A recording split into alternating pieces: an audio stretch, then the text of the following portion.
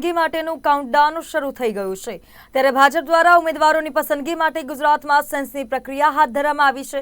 ત્યારે આજે બીજા દિવસે પાટણ લોકસભા સીટ પર ઉમેદવારની પસંદગી માટે સેન્સની પ્રક્રિયા પાટણ ભાજપ કાર્યાલય ખાતે હાથ ધરવામાં આવી હતી, જેમાં વલ્લભભાઈ કાકડિયા પૂર્વ ધારાસભ્ય, રઘુભાઈ દુલભ પ્રદેશ મંત્રી, સીમા મોહિલે પ્રદેશ મહિલા મોરચો મહામંત્રીની ઉપસ્થિતિમાં સેન્સ પ્રક્રિયા હાથ ધરવામાં આવી હતી, જેમાં જૂના જોગીઓએ પણ આ સેન્સ પ્રક્રિયાની લાઈનોમાં જોવા મળ્યા હતા, તો સાથે ચાલુ સાંસદ ભરતસિંહ ડાભીએ પણ દાવેદારી નોંધાવી હતી।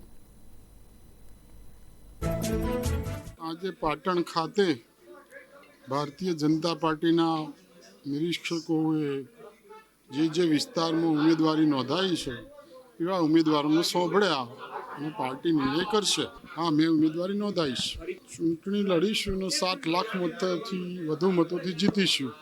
શહેરમાં છેલ્લા 40 વર્ષથી ડૉક્ટર તરીકે હું પ્રેક્ટિસ કરું છું। કેન્સરનો ખાસો અનુભવ હોવાને કારણે લોકસેવા કરવાની ખૂબ તક મળી છે। પ્રેક્ટિસ સાથે સાથે લોકસેવાનો અને જનસંપર્ક ખૂબ મેં કર્યો છે। બહોળો જનસંપર્ક ધરાવું છું।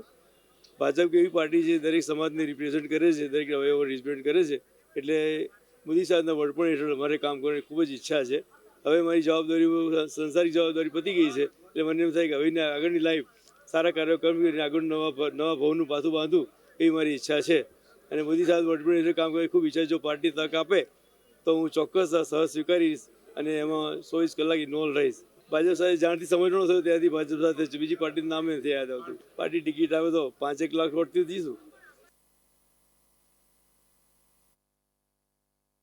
દ્વારકામાં યાત્રાધામ બેટ દ્વારકાથી અમરેલી સુધીની 2 એસટી બસોને લીલી ઝંડી અપાઈ।